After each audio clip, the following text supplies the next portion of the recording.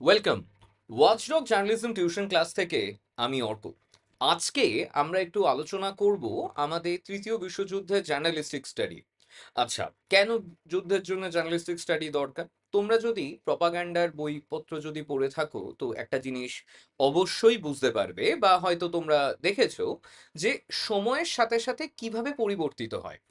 সময় কিভাবে একটা যুদ্ধকে পরিবর্তন করে, যুদ্ধে নতুন নতুন লোকজনেরা এসে যুদ্ধকে কিরকম ভাবে পাবলিকের কাছে একটা অ্যালোকেশনের মতো করে নিয়ে আসে। সুতরাং একটা যুদ্ধকে স্টাডি করাটা ভীষণ ইম্পর্টেন্ট। কিন্তু এবার ঘটনা হচ্ছে, দাদা আমরা তৃতীয় বিশ্বযুদ্ধ স্টাডি করব কেমন ভাবে? তৃতীয় বিশ্বযুদ্ধের স্টাডি নিয়ে কি আমাদের পরীক্ষায় কোনো কেস স্টাডি বা কিছু আসবে? আন্তর্জাতিক সম্পর্ক বা ইন্টারন্যাশনাল কমিউনিকেশনসকে স্টাডি করতে গেলে, বা অ্যাডভান্স ডিজিটাল স্টাডির ক্ষেত্রে, মিডিয়া সায়েন্সের ক্ষেত্রে এই পার্টিকুলার কেস স্টাডিগুলো ভীষণ ইম্পর্ট্যান্ট আউট হয়। আচ্ছা, তাহলে আজকে আমরা কি দিয়ে শুরু করছি? না, আজকে আমরা শুরু করছি আমাদের যে গতকাল, হ্যাঁ, আমাদের গভীর রাতে আমেরিকা যখন ইসরায়েলে যৌথভাবে ইরানের যে ফার্ডো, তোমার যে তারপরে হচ্ছে ইস্পাহান, যে জায়গাগুলো পারমাণবিক যে কেন্দ্রগুলি তারা তৈরি করেছিল, সেইখানে তারা অপারেশন মিডনাইট হ্যামার তারা চালায়। এবং এই মিডনাইট হ্যামারের চালানোর মাধ্যমে যে ইসরায়েল এবং ইরানের যে তাদের যে নিজস্ব যে সমস্যা, সেই সমস্যাটা অনেক বেশি বেড়ে যায়। এবং এইটা কিন্তু আবারও সেই ডুমসডে ক্লককে হিট করে, যে আবারও হয়তো সময় চলে এসেছে আরেকটা নতুন পারমাণবিক যুদ্ধের। আচ্ছা, পারমাণবিক যুদ্ধ হওয়া কিন্তু এতটা সহজ নয়, এটা কিন্তু কোনো রিজনাল কনফ্লিক্টেড আউট নয়। এই কনফ্লিক্টটা কিন্তু অনেক রকম, অনেক ধরনের যে কনস্ট্রাকশন, সেই কনস্ট্রাকশনকে নিয়ে তাকে তৈরি করা হয়। তাদের যে অ্যাবিলিটি, তাদের যে কনস্ট্রাকশন, তাদের যে ওভারভিউ, সেই জিনিসগুলো আমরা কিন্তু এই পার্টিকুলার জায়গার ক্ষেত্রে কিন্তু আমরা দেখতে পাই। তাহলে আমরা যখন এদেরকে নিয়ে আলোচনা করব, তো আমাদের কিছু কিছু প্রসেস অফ ওভারভিউ একটু জেনে নেওয়া উচিত। আচ্ছা, তার আগে একটুখানি জানিয়ে দিই, আমাদের জার্নালিজম মাস কমিউনিকেশনের নতুন সেশনে ভর্তি শুরু হয়েছে। একই সাথে আমাদের নেটেরও ক্লাসেস অ্যাভেলেবেল হয়ে গেছে, নিচে কন্ট্যাক্ট নাম্বার দেওয়া আছে, যাদের প্রয়োজন তারা ডেফিনেটলি কল করো। ওকে, তো শুরুতেই আমরা যখন নাকি কোনো একটা ওয়ার স্টাডি করি, তো সেই ওয়ার স্টাডি করতে গেলে আমাকে আগে একটা বিষয়কে জানতে হবে। সেই জিনিসটার নাম হচ্ছে কি না, যেই জিনিসটার নাম হচ্ছে গ্লোবাল নর্থ এবং গ্লোবাল সাউথ। এইখানে যে তুমি নীল রঙের যে অংশগুলো দেখছো, বা পৃথিবীর যে দেশগুলো দেখছো, যেখানে গোটা ইউরোপটা রয়েছে, এদিকে রাশিয়া, চায়না, এরা সবাই রয়েছে কম বেশি। এবং সেই প্রত্যেকেরাই কিন্তু এরা চলে যায় হচ্ছে গিয়ে তোমার ডেভেলপ কান্ট্রিজ এর আন্ডারে, ডেভেলপ ইকোনমির আন্ডারে। আর এই যে নিচের যে লাল অংশগুলো, তুমি এখানে সাউথ আমেরিকা দেখতে পাচ্ছ, আমাদের এদিকে আফ্রিকা দেখতে পাচ্ছ, এদিকে মিডিল ইস্ট দেখতে পাচ্ছ, ভারতকে দেখতে পাচ্ছ। যদি এখানে ভারতের ম্যাপটা ভুল রয়েছে, আই এম রিয়েলি সরি। হ্যাঁ, এদিকে তোমার নিচে ফিলিপিন্সদেরকে দেখতে পাচ্ছ, শ্রীলঙ্কা আছে এখানে, সব মালদ্বীপসরা রয়েছে, এরা কিন্তু প্রত্যেকে হচ্ছে গিয়ে গ্লোবাল সাউথ। তো গ্লোবাল সাউথ কি না, গ্লোবাল সাউথ হচ্ছে আমাদের ডাউন ইকোনমি কনসেপ্ট এরিয়াগুলো, যাদের খুব একটা অর্থনৈতিক সামর্থ্য নেই। ভারত কিন্তু তাদের হয়ে সবসময় কথা বলে, নেহেরু টু মোদি, তারা প্রত্যেকেই এই কনসেপ্ট অফ অবজারভেশনটার মধ্যে রয়েছে। এইবার সব সময় গ্লোবাল নর্থ চায় যে এই গ্লোবাল সাউথের যে মিডিল ইস্ট যে জোনটা, মানে এই দিকের যে জোনটা, এই জোনটাতে নিজের ক্ষমতা রাখতে। কারণ কি? কারণ এই জোনেও কিন্তু তেল পাওয়া যায় সবচেয়ে বেশি। এবং এখানে যে আমাদের জায়গাটা রয়েছে, যে এই যে হারমুজ যে প্রণালী যেটা রয়েছে, এখানে কিন্তু আমাদের ইরান কিন্তু, সরি, ইসরায়েল কিন্তু রয়েছে। ইসরায়েল জানিয়ে দিয়েছে এই ঘটনার পরে, মানে অপারেশন আমাদের মিডনাইট হ্যামারের পরে, তারা কিন্তু হারমুজকে তারা বন্ধ করে দেবে। এবং হারমুজকে যদি আমরা বন্ধ করে দিই, তাহলে গ্লোবাল সাউথের এই সমস্ত জায়গা থেকে যাওয়া যে জাহাজগুলো, সেই জাহাজগুলো কিন্তু আর ইউরোপের এই ইংল্যান্ডে তোমার জায়গাগুলো বলো, বা তারপর এখান থেকে এদিকে আমেরিকার মতো জায়গাগুলো বলো, তাদেরকে আমরা কিন্তু কেউ পাঠাতে পারবো না। কারণ এতটা দূর জলপথে যাওয়াটা খুব রিস্কি আর ব্যয় সাপেক্ষ। সেই কারণে হারমুজ আমাদের খুব দরকার। তো যাই হোক, সেটা নয় হবে। তবে এই যে গ্লোবাল নর্থ এবং গ্লোবাল সাউথ, এটাকে একজন অস্ট্রেলিয়ান একজন জিওলজিস্ট, উনি এটাকে ডিফাইন করেছিলেন। এবং খুব আশ্চর্যের সাথে এখানে দেখবে আবার এখানে আমাদের আবার আমরা দেখতে পাচ্ছি যে আমাদের এখানে অস্ট্রেলিয়া রয়েছে। অস্ট্রেলিয়াকে রাখার যদিও পরে কারণ আছে, তাই নিয়ে নয় আমরা পরে একসময় আলোচনা করব। তো তাহলে আমাদের যে role of journalism in pre war tension, বিষয়টা কিরকম? আমাদেরকে যখনই কোনো না কোনো একটা যুদ্ধকে নিয়ে ধরো আমাদেরকে যখন পড়াশোনা করতে হয়, বা ধরো আমাদেরকে যখন যুদ্ধ নিয়ে কোনো একটা জিনিসকে জানতে হয়, তো আমাকে সবার আগে মাথায় রাখতে হয় যে আমাদের জিও পলিটিক্যাল টেনশনস গুলো কি কি। অর্থাৎ এই যে দেখো NATO, north Atlantic treaty organization ধরো যারা রয়েছে, হুম, রাশিয়া, চায়না, তাইওয়ান, তাদের একটা ঝামেলা রয়েছে, ইন্ডিয়া পাকিস্তান একটা সমস্যা রয়েছে। এই জিনিসগুলো আমাদেরকে জানতে হয়। কি হয়, কোনো যুদ্ধই একবারে সে তোমার বিশ্বযুদ্ধে পরিণত হয় না। বিশ্বযুদ্ধগুলোকে আমরা ট্রিগার করতে থাকি, ছোট ছোট যুদ্ধগুলোর আমরা যাদেরকে তোমার বলি হচ্ছে টেম্পোরারি ওয়ার কনসেপ্ট আর কি, হ্যাঁ, সেগুলোকে আমরা এখানে মেনটেন করি, কারণ এগুলোকে মেনটেন করার ফলেই কিন্তু আমরা ওই লার্জ রাউন্ড অফ এরিয়াটার ক্ষেত্রে আমরা যাই। তো এখানে আরো একটা জিনিস থাকে যে ইনভেস্টিগেশন আর্মস অ্যান্ড রেসেস, অর্থাৎ আমাদেরকে এখানে ইনভেস্টিগেট আউট করতে হয় কে কার মিলিটারি অ্যালাই, অ্যালাই বলতে বন্ধু, হ্যাঁ, যারা নাকি তোমার যাবে। যেরকম ধরো যখন নাকি তোমার প্রথম বিশ্বযুদ্ধের, সরি, দ্বিতীয় বিশ্বযুদ্ধ যখন শেষ হলো, দ্বিতীয় বিশ্বযুদ্ধ শেষ হওয়ার পরবর্তী সময়কালে যখন নাকি কোল্ড ওয়ার বা শীতল যুদ্ধ যখন শুরু হলো, তখন যারা যারা আমেরিকার পক্ষে গেল কিছু লোকজন, কিছু লোক গেল হচ্ছে গিয়ে তোমার রাশিয়ার ক্ষেত্রে। তো সেখানে আমরা কিউবান মিসাইল ক্রাইসিসও আমরা দেখেছি। যুদ্ধ তো এদের দুজনেই। গোটা পৃথিবীতে যদি যুদ্ধ হয়, গোটা পৃথিবীর যুদ্ধ হচ্ছে এই আমাদের গ্লোবাল নর্থ আর এই হচ্ছে আমাদের গ্লোবাল সাউথ, কিন্তু এখানে দুজন গ্লোবাল নর্থের মধ্যেই তোমার বেশিরভাগ ক্ষেত্রে যুদ্ধটা চলে।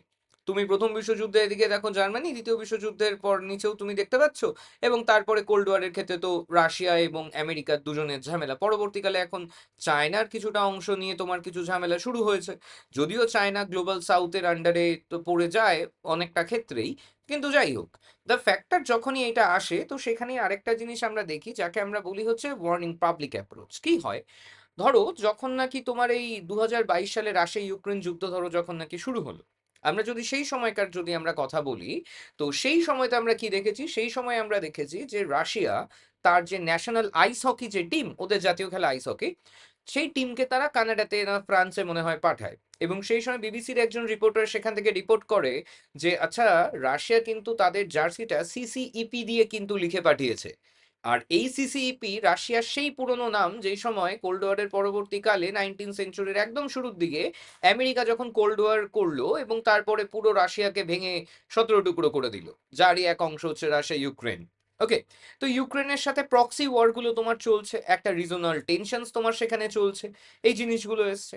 এবং এই পার্টিকুলার জায়গাতে সবচেয়ে ইম্পর্টেন্ট যে রোল প্লে করে সেটা হচ্ছে ন্যাটো। দেখো, কেন রাশিয়া ইউক্রেনের যুদ্ধ বাঁধবে না, এই যে দেখো যে টোটাল এরিয়াটা এখানটা একটু দেখালে ভালো হতো। এই যে দেখো যে রাশিয়া, এই যে তোমার টোটাল এরিয়াটা এখানে আমরা যদি দেখি, তো দেখো এইটা হচ্ছে গিয়ে আমাদের ন্যাটো কান্ট্রিজদের তোমার যে ম্যাপটা। এবার এই ন্যাটো কান্ট্রির ম্যাপ তুমি যদি খুব ভালো করে যদি এখানটা একটু দেখানো যেতে পারতো, তাহলে এই পার্টিকুলার জায়গায় না রাশিয়ার সাথে যে তোমার আমরা তোমার বলি হচ্ছে গিয়ে বাফার জোন হিসাবে ইউক্রেন তোমার ছিল। ইউক্রেন তোমার যখনই বললো যে না আমি ন্যাটো জয়েন করতে চাই, সুইডেন আমাদের লাস্ট জয়েন হয়েছে নর্থ আটলান্টিক ট্রিটি অর্গানাইজেশনে, এরা কিন্তু হচ্ছে 20টা দেশের তোমার একটা ব্রাঞ্চ, যারা যাদের আর্টিকেল 5 বলে তাদের একটা তোমার, এ বাবা এখানটা এটা এরকম করা হয়নি, ঠিক আছে দাঁড়াও এক সেকেন্ড। তো ধরো তাদের যে তোমার আর্টিকেল 5 এর যে ধরো আমাদের তাদের যে ধরো কনসেপ্ট আউট যেটা ধরো রয়েছে আর্টিকেল 5 এর ক্ষেত্রে ব্যাপারটা কি, আর্টিকেল 5 যে আমাদের যে ন্যাটোর মতে এখানে রয়েছে যে একজনকে আক্রমণ করলে পরে সবার ক্ষেত্রে সেই আক্রমণটা দেখা হবে, বা ধরো সবার ক্ষেত্রে সেই আক্রমণটাকে একসেপ্ট আউট করানো হবে। সো আমরা ধরো যখন দেখি এই যে আমাদের টোটাল এতগুলো কান্ট্রিজ রয়েছে 1949-এ যখন এসেছিল, সেখানে বেলজিয়াম, কানাডা, ডেনমার্ক, ফ্রান্স, হ্যাঁ, ইটালি।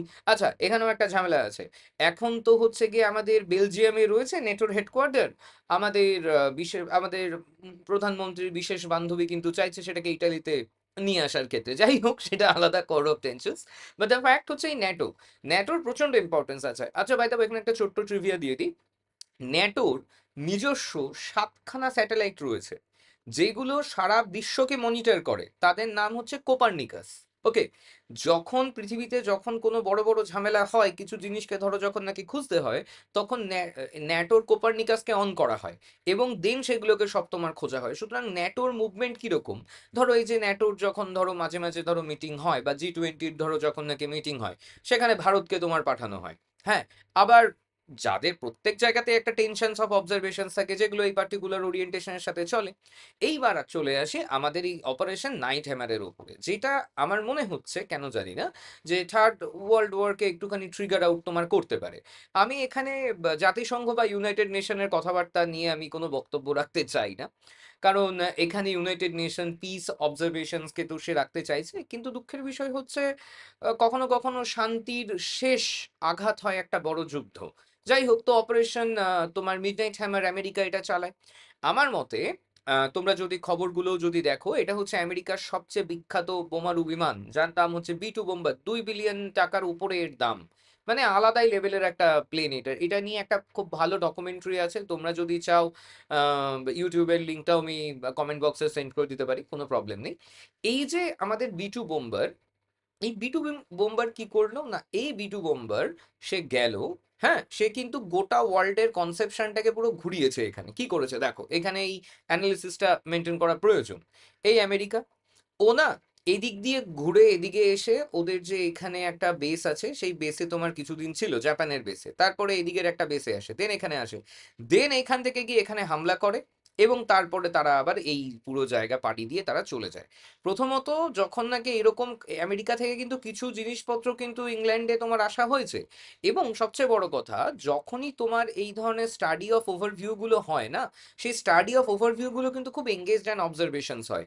দেন আমাদের যেটা হচ্ছে গিয়ে অ্যাকচুয়াল, যখন নাকি ইরান এত বছর, সরি হ্যাঁ, আমাদের ইরান যখন রীতিমতো, হ্যাঁ, তার হিজবুল্লাহদেরকে সমর্থন করার জন্য ইসরায়েলকে যখন আঘাত করলো, তো তখন তারা অপারেশন রাইজিং লায়নকে তারা স্টার্ট আপ করেছিল।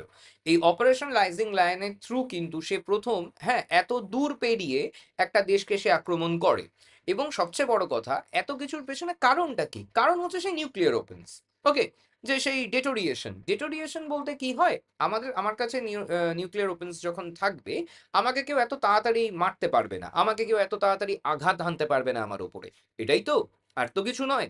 কিন্তু দেখো, এই পার্টিকুলার জিনিসটাই না একটা খুব বড় ঝামেলার কারণ হয়ে তোমার দাঁড়ালো। আমাদের ভারতে যখন নাকি অপারেশন স্মাইলিং বুদ্ধা হচ্ছে, সেই সময় এই জিনিসটা নিয়ে প্রচুর খেয়াল রাখা হয়েছিল। আমেরিকা বহুবার আমাদের নিউক্লিয়ার প্রোগ্রাম ভাঙার একটা চেষ্টা করেছে। এখানে একটা কারণ একটু না বললে পরে জিনিসটা খুব খারাপভাবে শেষ হয়।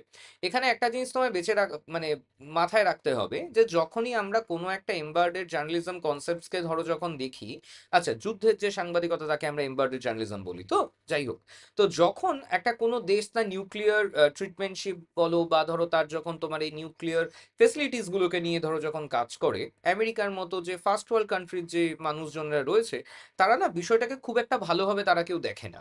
তারা ভালোভাবে দেখে না, তার কারণ হচ্ছে এইটা, যদি তারা দেখে যে না, ওদের কোনো একটা নিউক্লিয়ার ট্রিটমেন্ট আমাদের কোনো একটা বড় সমস্যার কারণ হতে পারে, তা বাদে এরা খুব একটা কিন্তু মাথা ঘামায় না। কিন্তু আমেরিকার এই সমস্যাটা রয়েছে, ও আজকের সমস্যা নয়। আমেরিকার এক সময়কার যে তোমার বিদেশমন্ত্রী ছিলেন, হ্যাঁ, তিনিও এই কথাটা বলেছিলেন যে আমেরিকার যে ইন্টারেস্ট, সেটা সম্পূর্ণ তার নিজের ইন্টারেস্ট। আমেরিকার কোনো পার্মানেন্ট বন্ধু নেই, আমেরিকার খালি থাকে পার্মানেন্ট শত্রু। ওকে, সো আমরা যখন এদেরকে দেখি বা এদের এই প্রসেসটাকে ধরো যখন দেখি, তখন কিন্তু আমরা এই জিনিসটা খুব ভালো করে বুঝতে পারি যে এরা কোন জায়গার ক্ষেত্রে কি ওরিয়েন্টেশন এন্ড স্টেবিলিটিটাকে তারা ফেলবে। এই যে ধরো আমরা যখন নাকি war reporting in hypothetical in the world war 3 ক্ষেত্রে যদি আমরা যাই, তো সেখানে আমাদেরকে এমবেডেড জার্নালিজমকে প্র্যাকটিস করতে হবে, অর্থাৎ যুদ্ধ কেন্দ্রিক যে ঘটনাগুলি সেগুলোকে আমাকে দেখতে হবে। আমাকে এখানে মেজার করতে হবে যে সেন্সরশিপ গুলো তোমার চলছে, কোন দেশ কিরকম ভাবে সেন্সরশিপ অ্যালট আউট করছে, কোন দেশগুলো সেন্সরশিপের কোন পেট্রন অফ অবজারভেশনস গুলোকে সে দেখছে, ফেক নিউজ এবং মিস ইনফরমেশন কোথা গেছে। বাই দ্য ওয়ে, ইসরায়েল বলছি, ইরান কিন্তু খুব ভালো পরিমাণে এআই ওয়ারফেয়ার এর কিন্তু কাজ করেছে, এটা নিয়ে যদিও পরে একটা ভিডিও বানানো যাবে। বাট এই যে প্রোপাগ্যান্ডা এবং আমাদের যে স্ট্রেট কন্ট্রোল মিডিয়া, এদের কিন্তু একটা অবজারভেশনস অফ রিলেশনস গুলো কিন্তু এসেছে। এখানে আমরা বেশ অনেকগুলো, হ্যাঁ, অপারেশনস অবজারভেশনসকে আমরা দেখতে পাচ্ছি। লাইক ধরো আমাদের অপারেশন আইডেন সোর্ট ইসরায়েল করেছিল গাজার ক্ষেত্রে, হ্যাঁ, এবং আমাদের ট্রু প্রমিস যেটা হিজবুল্লাহদের মারার ক্ষেত্রে ইসরায়েল এবং লেবাননের ক্ষেত্রে একসাথে হয়েছিল, হ্যাঁ, এবং এখানে আমাদের স্পেশাল মিলিটারি অপারেশন রাশিয়া, ন্যাটোর ক্ষেত্রে অ্যান্টার্কটিক রিজলভের ক্ষেত্রে তোমার হয়েছিল, বিভিন্ন টাইমলাইন জুড়ে কিন্তু এই জিনিসগুলো হয়েছে।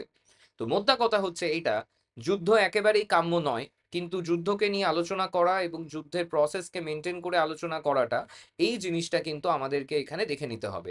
তার কারণ কি? তার কারণ একটা ভীষণ ইম্পর্টেন্ট, সামনে আমাদের পরীক্ষা রয়েছে, বেশ কতগুলো জিনিসপত্র নিয়ে বসতে হবে। আশা করি প্রত্যেকে আজকে যে ইনফরমেশনস গুলো দিলাম, এগুলোতে প্রত্যেকের সুবিধা হয়েছে। কেমন কি লেগেছে আমাদেরকে জানিও। আমাদের ইউটিউব চ্যানেলটা সাবস্ক্রাইব করো, এরকম লাইভ আপডেটের জন্য আমাদের সাথে কানেক্টেড থেকো। Thank you.